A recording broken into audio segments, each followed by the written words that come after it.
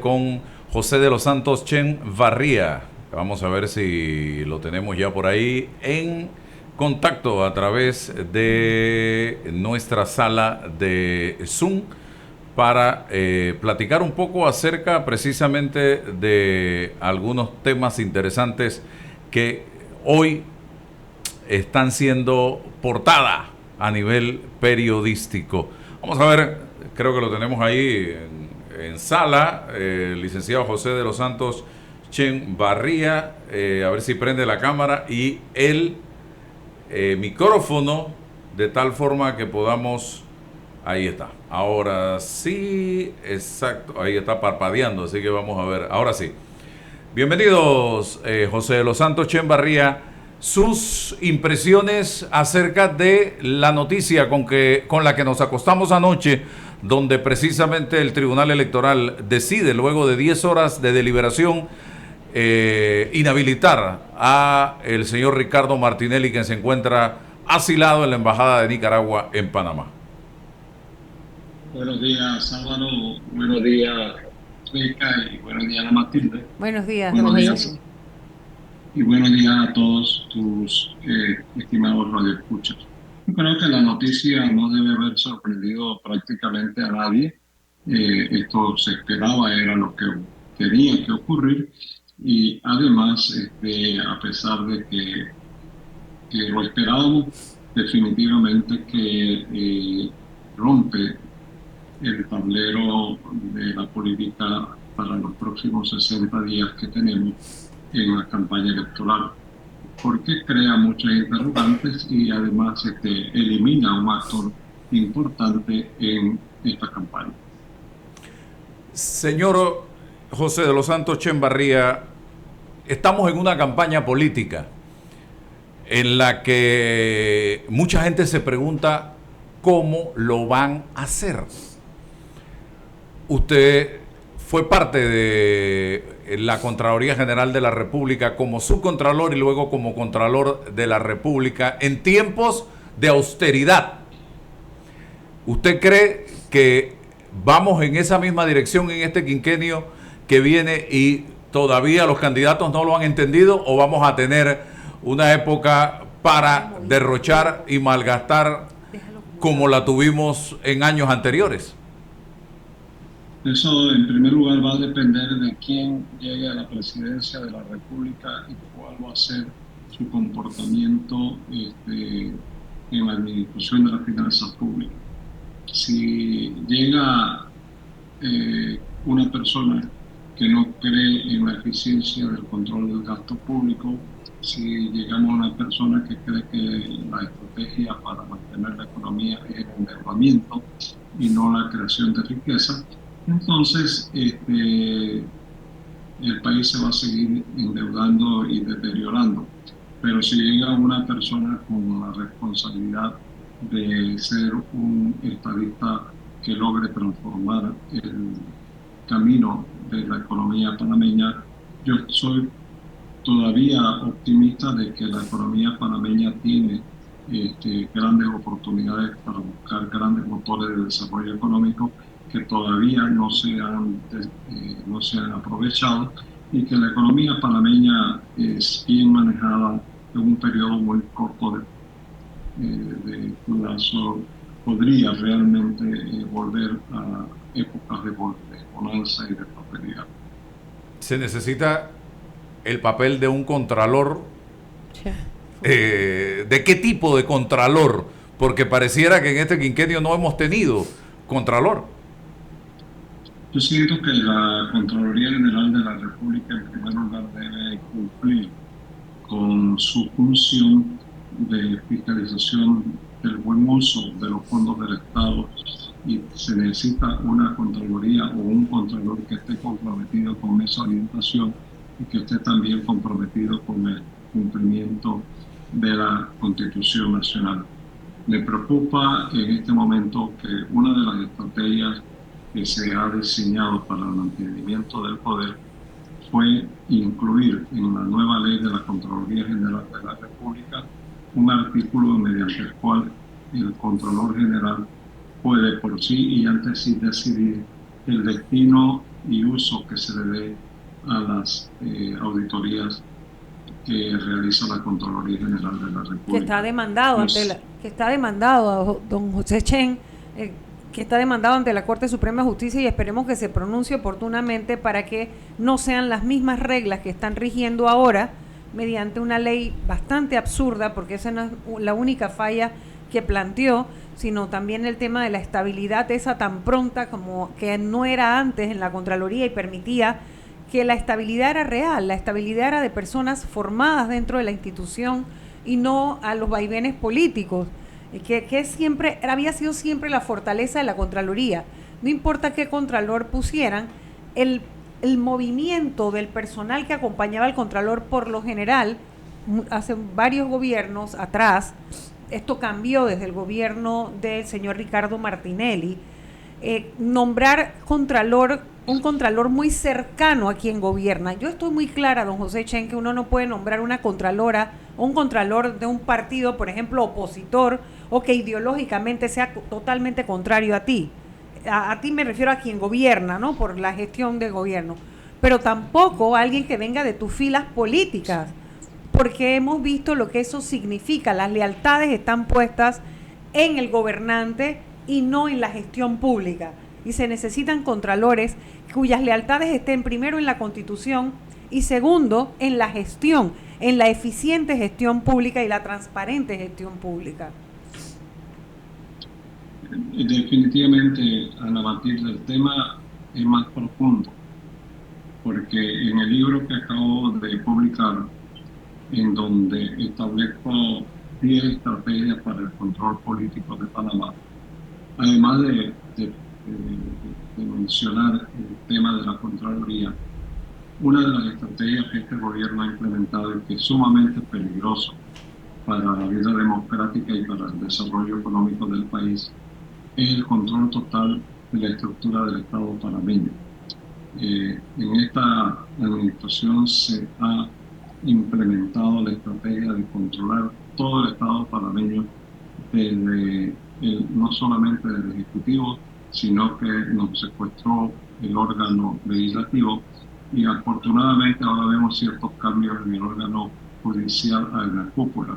Sin embargo, toda la estructura que sale del gobierno panameño es una estructura controlada por el partido gobernante, y además de eso se ha llegado a la práctica tan difícil y ruin, inaceptable, en el hecho de que para poder ser funcionario del gobierno tiene que estar inscrito en un partido político. Eso es realmente catastrófico para la administración del país, pero es aún más catastrófico si en la Contraloría General de la República se implementan ese tipo de prácticas que no ayudan a la profesionalización y a la objetividad del trabajo que tiene que hacerse en la Contraloría General de la República. Hablando de la fiscalización, buenos días, señor Chen-Barría. Hablando de la fiscalización de los recursos del Estado y viendo la omisión que se desarrolla desde el área pública y de los servidores, ¿qué rol pueden jugar los ciudadanos para incorporarse en este seguimiento, en esta auditoría ciudadana, para que los recursos sean utilizados de una mejor forma, de una manera óptima? Bueno, yo creo que en este país la ciudadanía ha despertado y está demostrando de forma real que se preocupa por la administración del Estado en general. Y creo que este movimiento de despertar ciudadano tiene que continuar y exigir cada día más el rendimiento de cuentas de todos los funcionarios que tienen que administrar la cosa pública. Y ahí tenemos el caso de Edifaro a través de los auxilios económicos que hoy día lleva un proceso, y al final de cuentas no tenemos todavía conocimiento de quiénes fueron los beneficiados con los auxilios económicos que entregó Edifaro a miembros del partido político. Aquí hay grandes interrogantes como por ejemplo, ¿quiénes son los dueños de las libretas de lotería? ¿Quiénes son los dueños de los certificados de operación De los cupos o cupos de taxis y buses? ¿Quiénes recibieron los auxilios económicos por parte de los distintos gobiernos, no solamente de la actual administración? Y son las contrataciones de los tanques cisternas donde no llega el agua potable, o sea, los gastos de descentralización, la recolección de la basura, en que se han utilizado. O sea, y no vemos realmente una decisión de transparentar todo esto, señor José de los Santos Chen-Barrías, cuando todo esto son recursos del Estado. Álvaro, esto es más profundo, en el sentido de que responde a una estructura del control del poder político del país. Por ejemplo, una de las cosas que hay que derogar es la resolución del Consejo de Gabinete que permitió que todas las actas y discusiones del Consejo de Gabinete sean secretos de Estado por 10 años. Me parece que, si bien es cierto, comprendo y acepto de que hay temas de gobierno que por su naturaleza tienen que tener reservas, no es posible que todo lo que el gabinete haga esté protegido por 10 años, que significan prácticamente 2 periodos presidenciales, y que la población no sepa quién hace ni opina qué cosa en el Consejo de Gabinete, ni por qué se aprueban algunos temas en el Consejo de Gabinete. Y eso se dio a relucir claramente cuando se negocia, se aprueba y se envía y se refrenda el contrato de Minera Panamá. Si esto va a ser la tónica, y hay la razón, o por lo menos la resolución que lo para, si esto va a ser la tónica de una administración gubernamental, entonces la ciudadanía va a estar totalmente desinformada. Y decía en el fórum de CONEP Marco Fernández que él cree que la desinformación es parte de la estrategia del gobierno. Yo no tengo la menor duda que la desinformación es el principal elemento en una estrategia de gobierno para mantener ocultado las acciones que se implementan en el gobierno actual.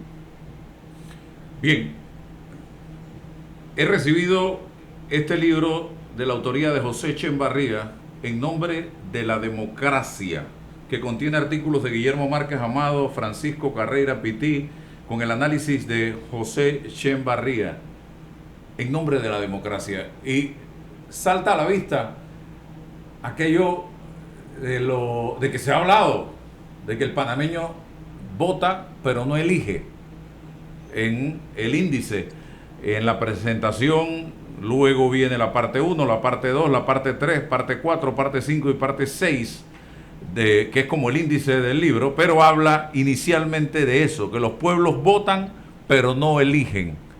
Explíquenos esto en el caso Panamá, señor Chen-Barrías, y del libro. En el libro comienzo por llamar la atención de algunos países en donde hay elecciones pero nada cambia. Comienzo por el caso más patético de América Latina, que es el Paraguay, en donde el Partido Colorado de Paraguay está en el poder desde 1887. Y si termina el periodo del actual gobernante paraguayo, que es del Partido Popular, el Partido Colorado tendría 141 años de gobierno continuo en el Paraguay. Ustedes podrán determinar si el Paraguay está entre los mejores países de América Latina.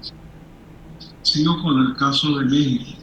En el caso de México, el Partido de Revolución, el PRI, gobierna desde el año 1930 y pierde la primera elección en el año 2000 con Vicente Fox. O sea, que gobernó 70 años y ellos habían elecciones continuamente y no pasaba más nada. Y los que están gobernando actualmente en México, y muchos de los que gobernaron fueron miembros del partido del PRI que se separaron posteriormente.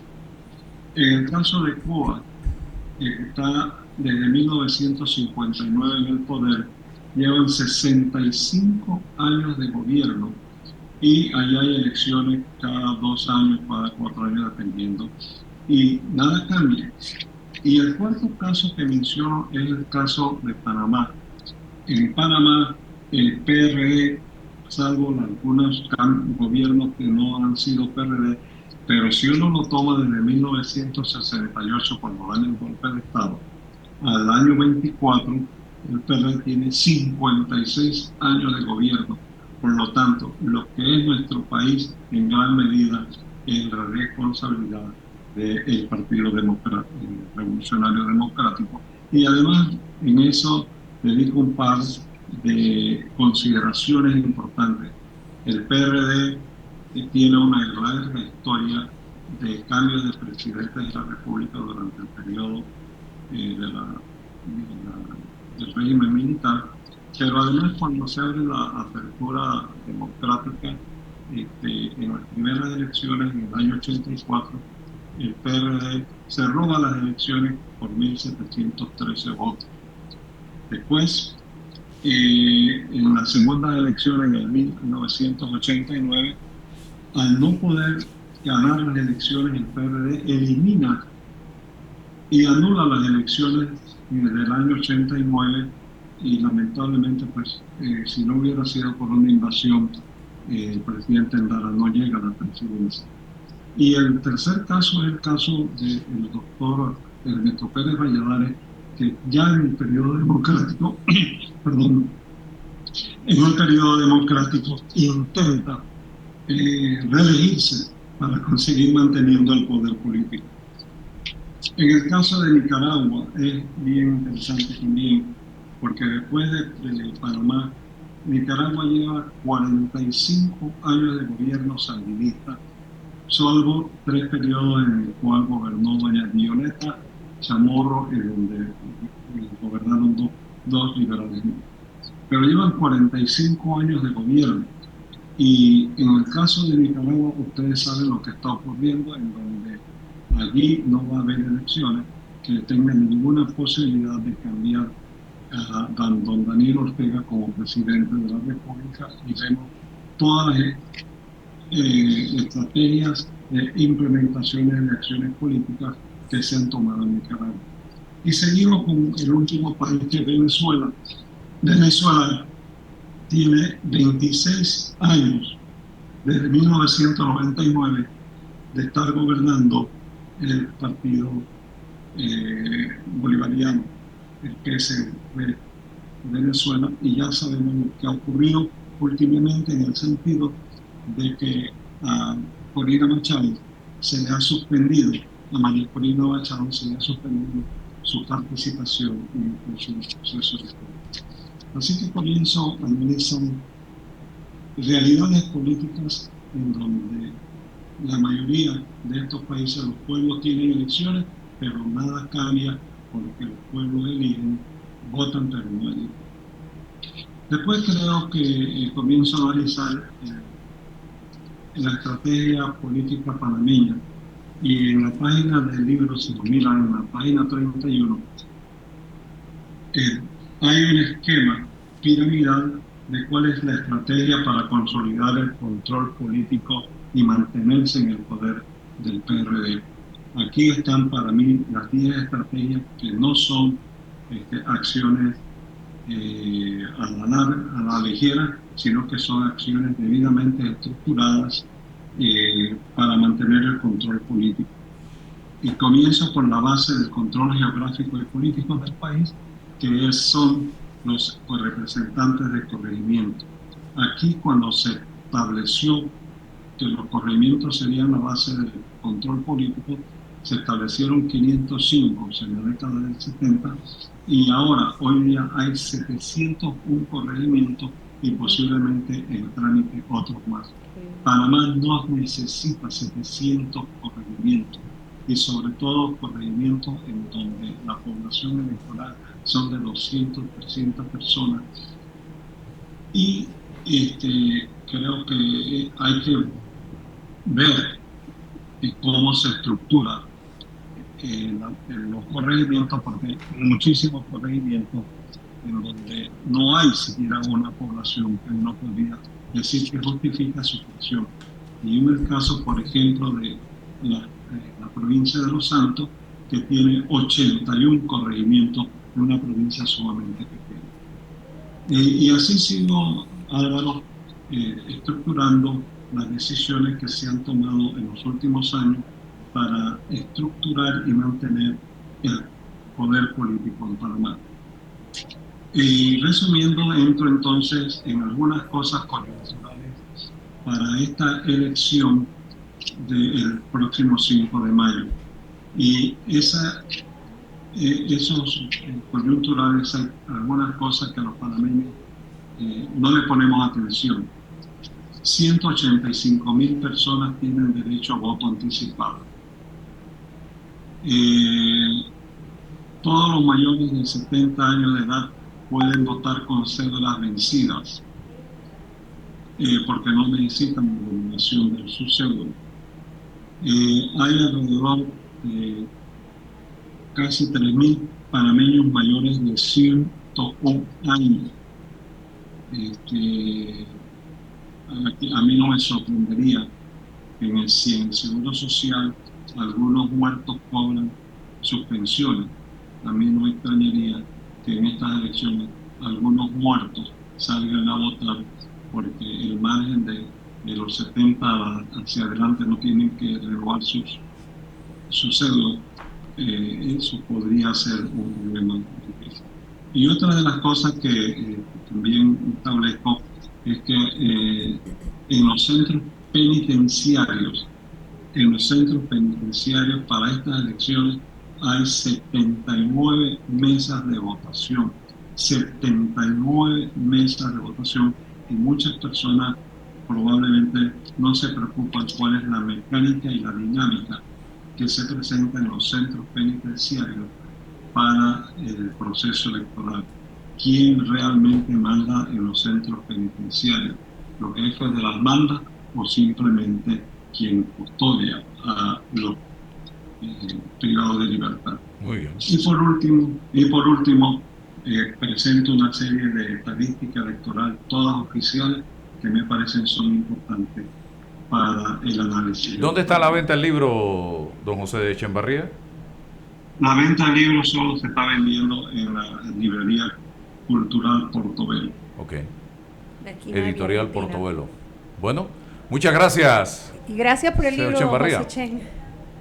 Muchísimas gracias, Álvaro, y a la orden para cualquier tema en el cual... Siempre a la orden. Vamos a